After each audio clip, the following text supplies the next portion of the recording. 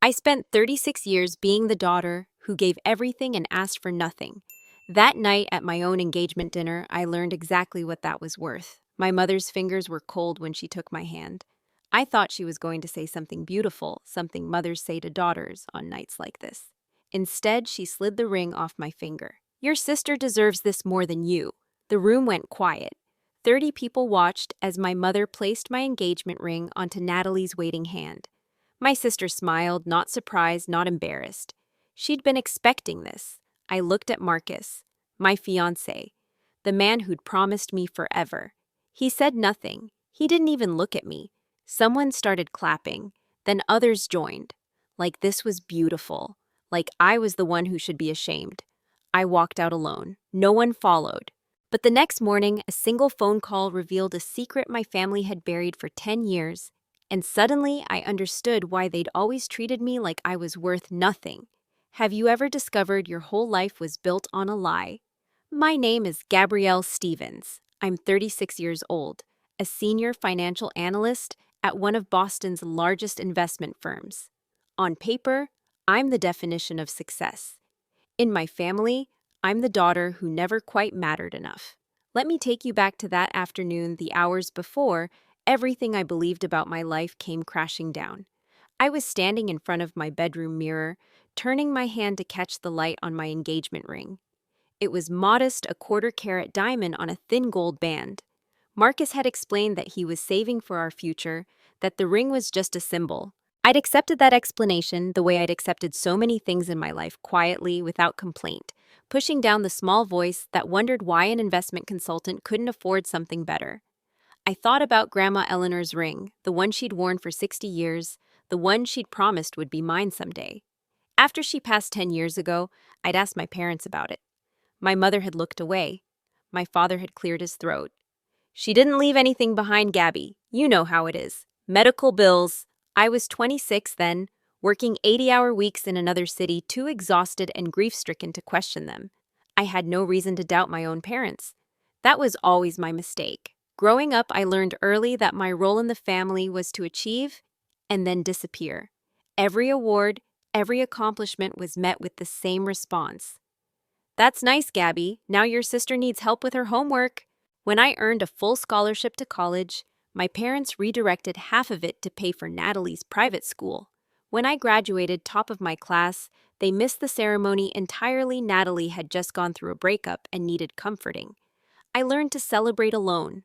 I learned to expect nothing. Only Grandma Eleanor ever saw me, really saw me. On her deathbed, her hand trembling in mine, she'd whispered words I never understood. You deserve to be loved, Gabby. I've made sure of it. I'd thought it was just the morphine talking, the confused tenderness of a dying woman. But I remember something else from that moment, Natalie standing in the doorway listening. Her face changed when Grandma spoke those words. Something hardened in her eyes. After that day, my sister never looked at me the same way again. 8 years ago, when my father lost his job and the bank threatened to take their house, I became the co-signer on their mortgage. I've paid $2,800 every month since then. I have the bank records, $268,000 in transfers, every single one documented. Once I suggested we create a formal loan agreement just for clarity, my mother had looked at me with wounded eyes. We're family, Gabby. We don't need paperwork. Don't you trust us? I dropped it. I always dropped it. That afternoon, as I finished getting ready, my mother called. Not to wish me well, not to tell me she was proud. Instead, Natalie is very emotional about still being single. Don't be too happy tonight, Gabby. You know how she gets. A pause. And your father is stressed about some bills. Don't bring up money. Even on my engagement night, I was expected to shrink. I hung up and returned to the mirror, adjusting my earrings. A strange thought surfaced. Marcus sometimes mentioned things about Natalie, her favorite wine stories, about her college roommate, details I'd never shared with him. I assumed they'd talked at family dinners. I never considered another explanation. I grabbed my purse and headed for the door, allowing myself a small, fragile hope.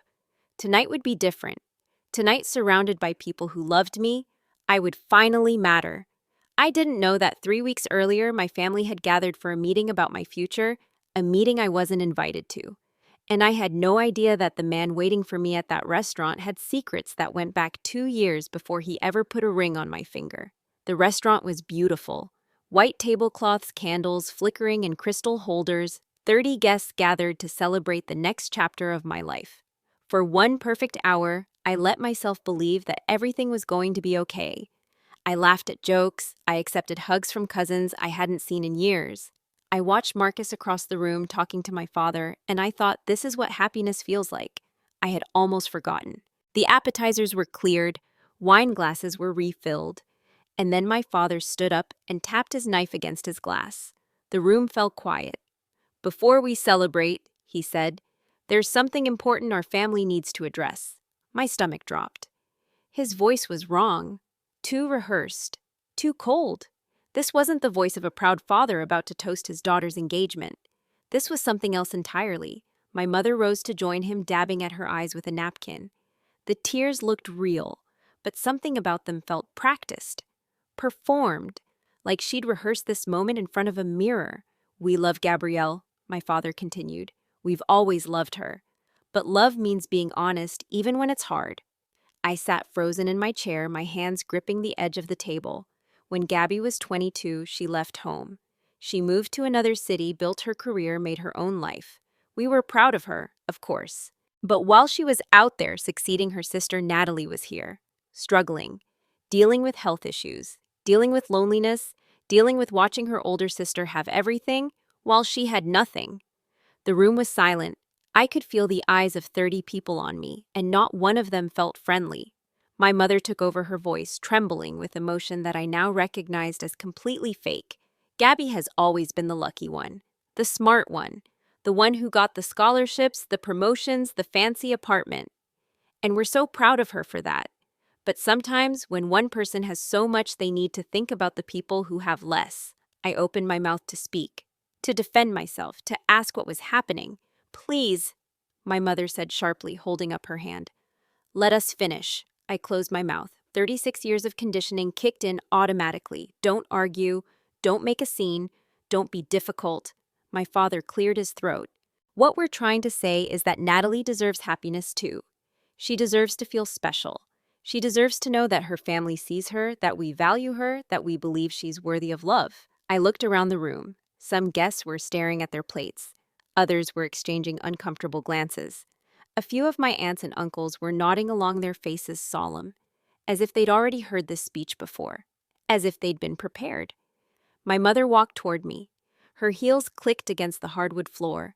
Each step felt like a countdown to something terrible. "This engagement ring," she said softly, reaching for my hand. "We think Natalie should have it." I pulled back instinctively. "What? You have so much already, Gabby. A career, an apartment, a future. Your sister has nothing. This one small thing, this one symbol of love, it would mean the world to her." Before I could process what was happening, my mother's fingers closed around my hand. Her grip was firm, practiced. She twisted the ring, sliding it off my finger with a motion that felt almost rehearsed. I sat there stunned, staring at my bare hand. Natalie rose from her seat and walked over. She was smiling. Not a surprised smile, not an uncomfortable smile. A satisfied smile. The smile of someone who had been waiting for this moment. "Thank you, Gabby," she said softly, taking the ring from our mother's palm. "This means everything to me." She slid it onto her own finger. My engagement ring. The ring Marcus had given me. The ring that was supposed to represent our future together. A few people clapped. My Aunt Patricia, my Uncle Robert, a couple of cousins I barely knew. The applause was scattered and awkward, but it existed. Some people in this room thought this was beautiful. Some people thought I deserved this. I turned to Marcus, my fiancé, the man who had proposed to me 3 months ago, who had talked about our children, our house, our life together. He was staring at the table, refusing to meet my eyes. "Marcus," I said. My voice came out strange, thin. "Say something." He shifted in his chair, his jaw tightened. Finally, he mumbled, "Maybe your family has a point, Gabby. You've always been a lot.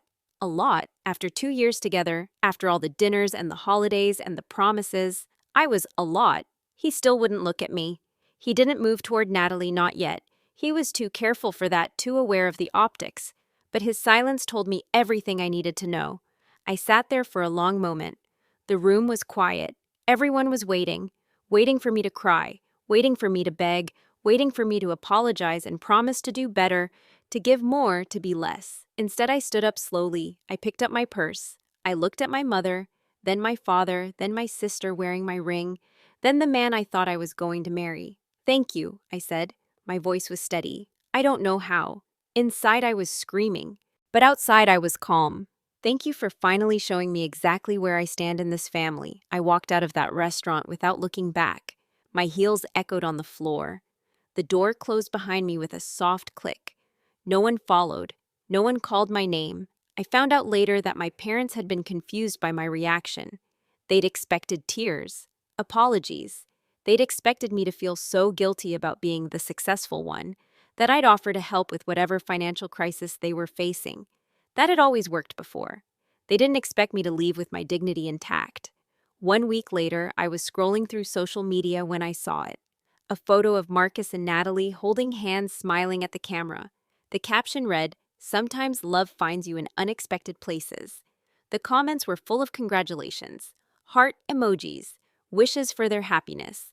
Not one person mentioned me. Not one person asked what happened to Marcus's fiancé. It was like I had never existed at all.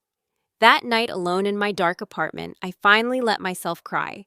Not quiet, dignified tears, ugly sobs that shook my entire body. 36 years of swallowed pain came flooding out, and I couldn't stop it.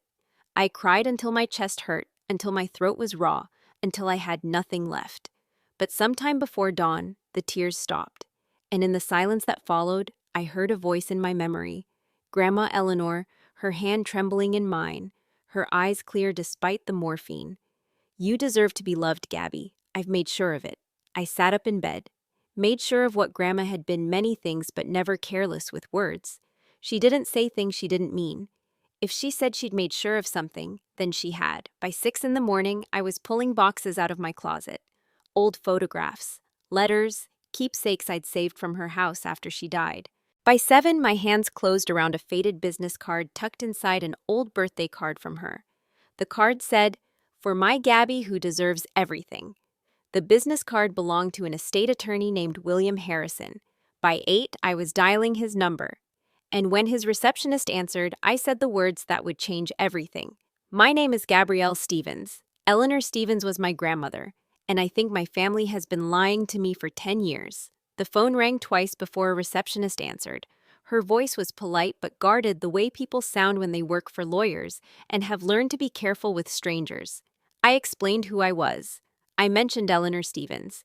I said I had questions about her estate. There was a pause on the other end, a long pause. Then, "Please hold." I waited. My heart was pounding so hard I could feel it in my throat. Part of me expected to be told there was no record of my grandmother, no file, no reason for me to be calling. Part of me expected another dead end. Instead, a man's voice came on the line. Older, professional, and unmistakably surprised. "Gabrielle Stevens, is this really Gabrielle Stevens?" "Yes," I said. "Eleanor Stevens was my grandmother. I found your card and some of her old things, and I wanted to ask about her estate. My parents told me she didn't leave anything behind, but I'm starting to think that wasn't true." There was silence. When he spoke again, his voice had changed. There was relief in it, but also anger. "Ms. Stevens, I've been trying to reach you for 10 years. My hands went cold. "What do you mean? Your father told me you wanted nothing to do with your grandmother's estate. He said you were too busy with your career to be bothered with legal matters. I sent letters, Ms. Stevens, dozens of them, to your family's address since that was the only contact information I had on file. Your father assured me you received them all and had no interest in responding. He said you'd made your wishes very clear." I sat down slowly on the edge of my bed. The room felt like it was tilting. I never received any letters. I never knew there was anything to receive. Mr. Harrison was quiet for a moment. When he spoke again, his voice was gentle but firm. "I think you need to come to my office, Ms. Stevens. There are things you need to see." 2 hours later, I was sitting across from William Harrison in a small conference room lined with legal books. He was in his 70s, with kind eyes and the careful manner of someone who had spent his career delivering difficult news. On the table between us was a thick folder with my grandmother's name on it. "Your grandmother was a remarkable woman," he said, opening the folder. "She came to me 15 years ago because she was worried about you. She said you were the only member of your family who never asked her for anything.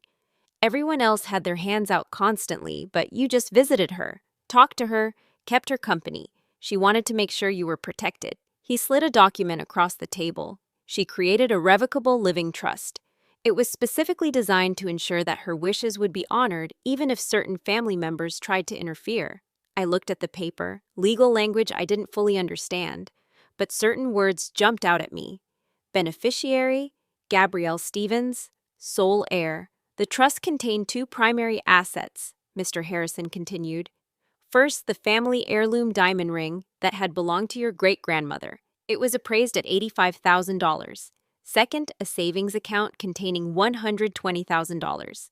The total value of your inheritance was $205,000. I couldn't breathe. $205,000. A ring worth $85,000. My parents had told me she left nothing. Mr. Harrison pulled out another document.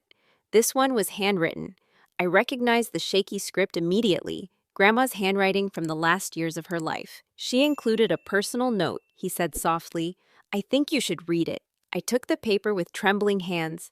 The words blurred through my tears, but I forced myself to focus. Gabrielle is the only grandchild who never asked for anything, which is exactly why she deserves everything. She has been the invisible backbone of this family. It's time someone saw her. I love you, my sweet Gabby. I always saw you. I had to put the paper down. I couldn't see through the tears anymore. Mr. Harrison gave me a moment. Then he said, Your father was named as trustee. He was legally required to distribute these assets to you when you turned 30. That was 6 years ago. Instead, he told you nothing existed. He intercepted my letters. He kept everything. The room was spinning. My own father, had stolen my inheritance, had lied to me for a decade, had watched me struggle to build my career, watched me pay his mortgage, watched me give and give and give, while he sat on $200,000 that belonged to me. There's more, Mr. Harrison said. His voice was careful now, like he was handling something fragile. 3 years ago, someone else contacted my office, multiple times, a woman who identified herself as a concerned family member. She asked very specific questions about the trust, what it contained, who could access it, whether the terms could be contested or changed. My blood went cold. Who was it? She eventually identified herself. It was your sister, Natalie. 3 years ago, I thought back. 3 years ago was when Natalie suddenly started being friendly again after years of barely speaking to me. 3 years ago was when she started inviting me to family dinners, acting like she wanted to rebuild our relationship. 3 years ago was when she introduced me to Marcus. Everything clicked into place. The friendliness, the introductions, Marcus asking about my family's finances on our third date, which I'd thought was just practical thinking about our future. Natalie always asking if Grandma had ever mentioned leaving me anything. The way they'd all been so interested in my life, my career, my money, it had all been calculated, every single moment. I didn't give her any information, Mr. Harrison assured me. Attorney-client privilege extends beyond death. But I did note that she seemed to believe she was entitled to the inheritance. She was quite upset when I explained the trust terms were unchangeable. I sat there in that conference room feeling like I was seeing my entire life from a different angle. Every sacrifice I'd made, every dollar I'd given, every time I'd shrunk myself to make room for Natalie. They hadn't just been taking from me. They'd been actively plotting to take more. I pulled out my phone and opened my banking app. 8 years of mortgage payments, $2,800 a month. I did the math out loud. $268,000. That's what I've paid on my parents' mortgage since my father lost his job. Mr. Harrison's eyebrows rose. You've been paying their mortgage. I'm the co-signer. They couldn't qualify on their own. The refinancing is due in 3 months, and without my income, they won't qualify again. For the first time since this nightmare began, I felt something other than pain. I felt power. I had been the foundation holding that family together, and none of them had ever acknowledged it. They had treated me like I was worthless while standing on the support I provided. I looked at Mr. Harrison. What are my options? He outlined them carefully. A formal demand letter for the return of all trust assets, including the ring. Documentation of my father's breach of fiduciary duty for potential civil action, and the simple, devastating choice to decline participation in the mortgage refinancing. I didn't hesitate. Do all of it, He nodded slowly. Are you sure this will likely cause significant damage to your relationship with your family? I almost laughed. Mr. Harrison, my family publicly humiliated me, stole my ring off my finger, and gave it to my sister while my fiancé watched. My relationship with them was damaged long before today. I'm just finally done pretending otherwise. 3 months later, my father opened his mailbox and found 2 envelopes waiting for him. The first was from Mr. Harrison's office demanding the return of all trust assets and notifying him of potential legal action for breach of fiduciary duty. The second was from the bank informing him that his co-signer had declined to participate in refinancing and that he had 90 days to secure alternative arrangements before foreclosure proceedings would begin. I'm told his hands were shaking so badly he had to sit down on the porch steps. For 36 years, they had treated me as someone who would always give, always forgive, always come back for more punishment. They never once considered what would happen when I finally stopped. The consequences came faster than I expected. Within weeks of my decision, the carefully constructed world my family had built on my invisible labor began to crumble. My mother called me 17 times in the first month. I didn't answer a single call, but I listened to every voicemail, not because I wanted to hear her voice, but because I needed to understand what they were feeling now that the foundation had walked away. The first few messages were angry. Gabrielle and Stevens, how could you do this to your own parents after everything we've done for you? After all the sacrifices we made raising you? You're going to let us lose our home over some misunderstanding. Then came the bargaining. Gabby, sweetheart, I'm sure we can work something out. Just call us back. We can sit down like a family and figure this out. Your father is very stressed. You know his heart isn't good. Do you want that on your conscience? And finally, something that almost sounded like honesty. Her voice was smaller and this one tired. We didn't think you'd actually leave, Gabby. We didn't think you'd really do it. No, they didn't, because I never had before. The bank denied their refinancing application 3 weeks after I declined to participate. Without my income as co-signer, my parents didn't qualify. They tried other lenders. Every single one rejected them. I know this because my father sent me a letter handwritten explaining their situation in detail, as if I might not understand the consequences of my own decision. He still couldn't bring himself to apologize. He just wanted me to know how much I was hurting them. They had 2 choices: sell the house they'd lived in for 35 years or lose it to foreclosure. They chose to sell. The market was slow that season, and they had to accept an offer below asking price. After realtor fees and paying off the remaining mortgage balance, they were left with barely enough for a security deposit on a small 2-bedroom apartment across town. For the first time in their lives, Richard and Donna Stevens had to budget, had to sacrifice, had to experience exactly what they had demanded of me for my entire adult life. I felt many things when I heard about their situation. Sadness was one of them, but not guilt.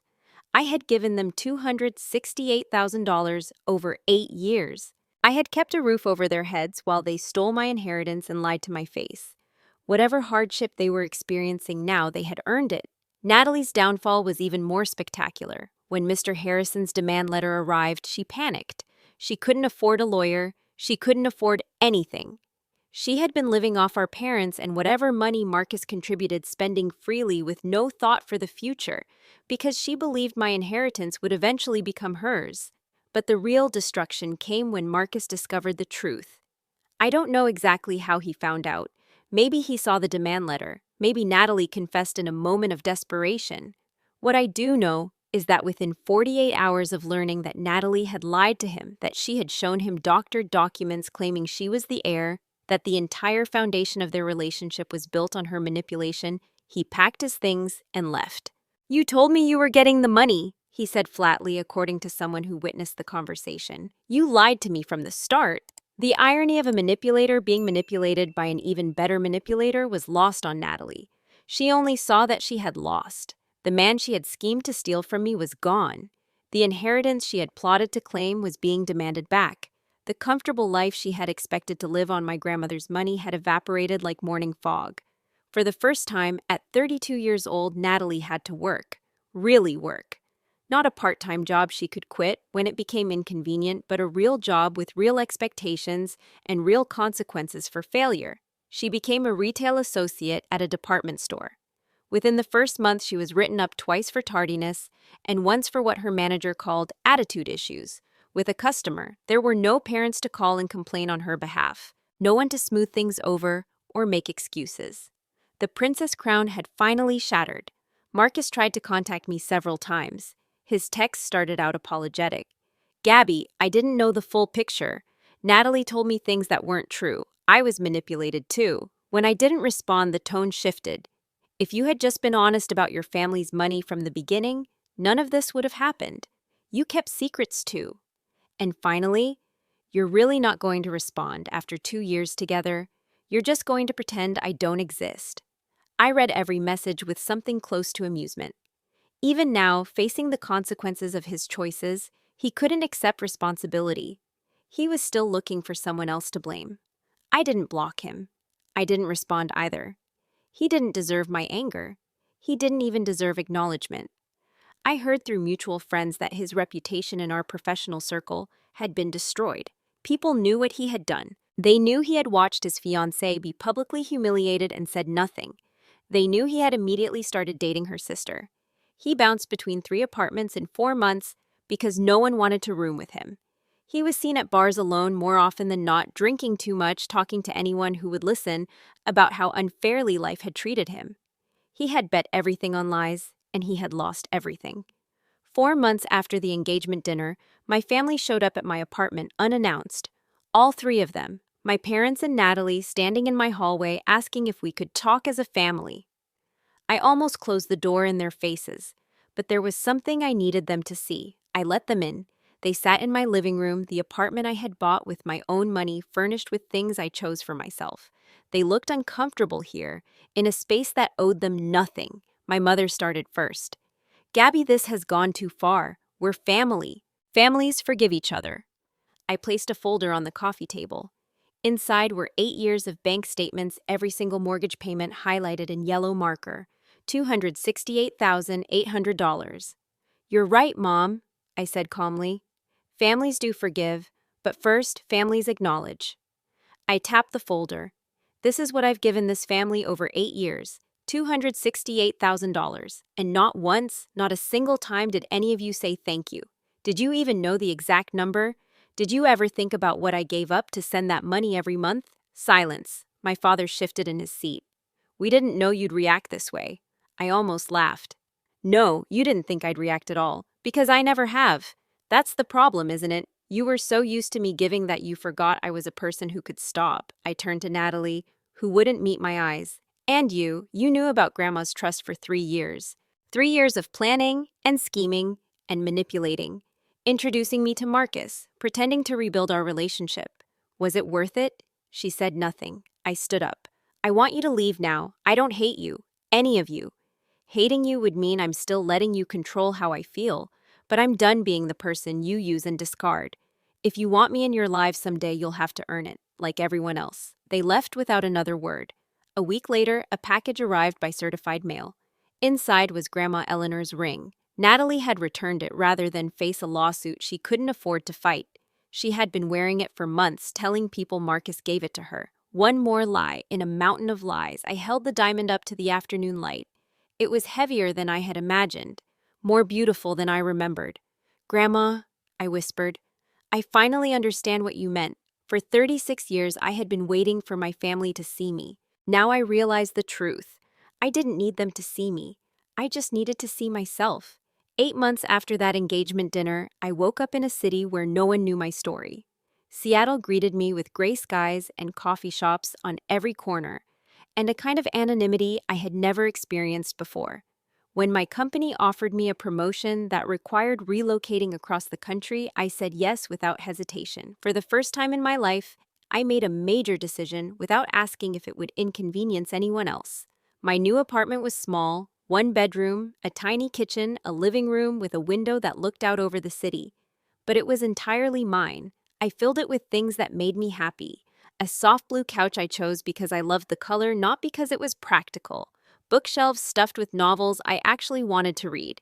Plants on every windowsill because I had always wanted to learn how to keep things alive. I was learning slowly how to take up space. I had started dating again. Carefully, slowly, His name was Daniel, and he was a veterinarian with kind eyes and a gentle way of listening that made me feel like what I said actually mattered. On our third date over pasta, at a small Italian restaurant, he asked about my family. I paused. The old Gabrielle would have made excuses, would have painted a pretty picture to avoid uncomfortable questions. But I was done performing. "We're not close," I said simply. "Maybe someday, but not now." Daniel nodded. He didn't push. He didn't ask for details or try to fix anything. He just changed the subject to his rescue dogs, showing me pictures of a three-legged beagle named Charlie who had stolen his heart. I appreciated that more than I could possibly say. One evening in late spring, there was a knock at my door. I wasn't expecting anyone. When I looked through the peephole, my stomach dropped. Natalie stood in the hallway. She looked nothing like the sister I remembered. She was thinner, almost gone. Her clothes were worn washed too many times. No makeup, no carefully constructed performance. For once, she looked exactly as broken as she actually was. "Can I come in?" Her voice was small, uncertain. I considered closing the door. I had every right to, but something in her eyes stopped me. Something I had never seen there before. Something that looked almost like honesty. I stepped aside. Natalie walked into my apartment and stood in the middle of the living room, arms wrapped around herself, like she was trying to hold her own pieces together. She didn't sit. She just stood there, looking at the floor, gathering courage for whatever she had come to say. When she finally spoke, her voice cracked on the first word. "I hated you. My whole life I hated you." I said nothing. I let her continue. "Grandma loved you more. She always lit up when you walked in. Her whole face would change. And when she was dying, when she was taking her last breath, she held your hand. Not mine, yours. Her last words were for you." Natalie's eyes filled with tears. I was right there, Gabby. I was in that room, and she looked right through me like I didn't exist. I remembered that day. I remembered Grandma's hand in mine, her voice barely a whisper. I remembered Natalie standing in the doorway. I never knew she was listening. "I thought if I could take what you had," Natalie continued, her voice breaking. "The money, the ring, Marcus, everything, maybe I'd finally feel like I was enough. Like someone had chosen me for once." She wiped her face roughly with the back of her hand. "I was wrong. I destroyed the only sister I had because I couldn't stand that you were better than me." The room was quiet. Outside, I could hear traffic. Someone's dog barking, the normal sounds of a normal evening, while something extraordinary happened in my living room. My sister, for the first time in our entire lives, had told me the truth. "I don't hate you, Natalie," I said finally. "I used to think I did. In those first weeks after the dinner, I wanted to hate you. It would have been easier, but hating you would mean I'm still carrying what you did. And I'm done carrying things for people who never asked how heavy they were." Hope flickered in her eyes, a small, fragile thing. "But I also can't pretend none of this happened," I continued. "You didn't just take a ring. You spent 3 years manipulating me. You introduced me to Marcus knowing exactly what he was. You used Mom and Dad's desperation. You were willing to destroy my entire future because you couldn't deal with your own pain." The hope faded. If you want me in your life, really want me, not just want what I can give you, then you need to build that trust from nothing. Get therapy, keep your job, learn who you are when you're not performing for anyone. I paused. "And maybe in a year or two we can try again. But I can't do that work for you. No one can." There was no hug, no tearful reconciliation. But something honest had finally passed between us. Natalie nodded slowly, accepting the terms. Then she turned and walked to the door. "Gabby," she paused with her hand on the knob. "I'm sorry. I know that's not enough, but I'm sorry." The door closed behind her. It wasn't forgiveness, not yet, but it wasn't hate either. It was something I had never had before, a boundary. 3 weeks later, my phone buzzed with a message from a number I should have blocked months ago. Marcus. "Gabby, I know you probably won't respond, but I need you to understand. I was manipulated too. Natalie lied to me. I'm not the villain here. If you'd just talked to me, you'd see I was a victim in this too. Please, I deserve a chance to explain." I read the message twice. Then for the first and last time, I typed a response. "You weren't manipulated, Marcus. You were greedy. You saw what you thought was money, and you grabbed for it. The only difference between you and Natalie is that she lied better." I hit send.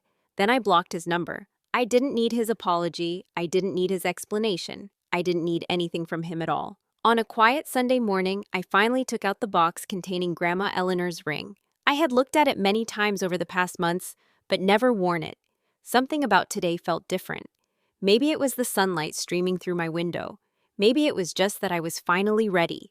I slid the ring onto my right hand, not my left. This wasn't an engagement ring. It wasn't a promise to anyone else. It was a promise to myself. As I adjusted the ring, I noticed something I had missed before. A small folded piece of paper tucked beneath the velvet lining. My heart stopped when I recognized the handwriting. Shaky, but determined. Grandma's hand. My dearest Gabby, if you're reading this, then you finally know the truth. I'm sorry I couldn't protect you while I was alive. I saw how they treated you. How they took and never gave back. I wanted to stop it, but I was old and sick, and they had already decided who you were supposed to be.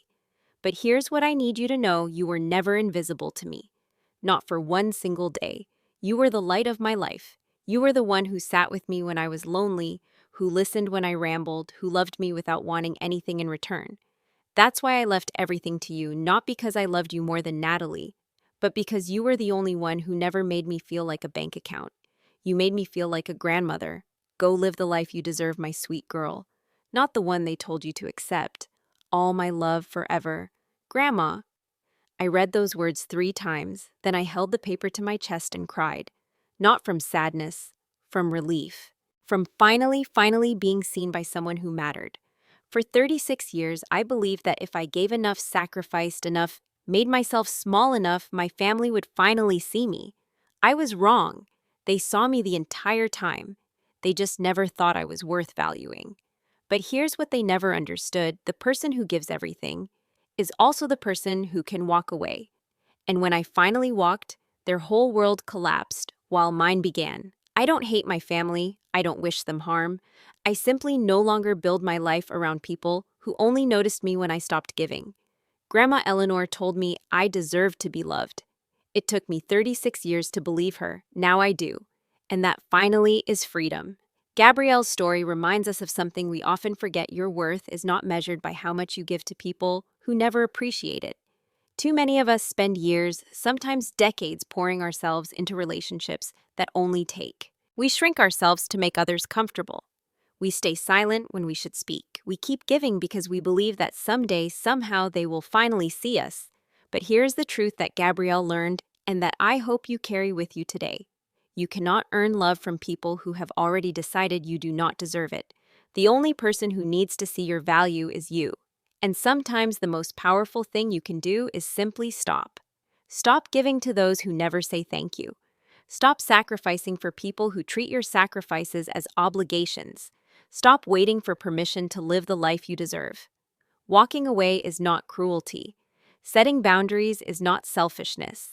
Choosing yourself finally after years of choosing everyone else is not betrayal. It is survival. It is freedom. If this story touched your heart, if you saw yourself in Gabrielle or in someone you love, I hope you will subscribe to our channel so you never miss another story like this one. And I would love to hear from you in the comments below. Have you ever had to walk away from people who only valued what you could give them? Have you ever discovered that your silence was mistaken for weakness? Share your story with us. You are not alone, and your voice matters here. Thank you for listening. Until next time, remember, you deserve to be seen. You always did.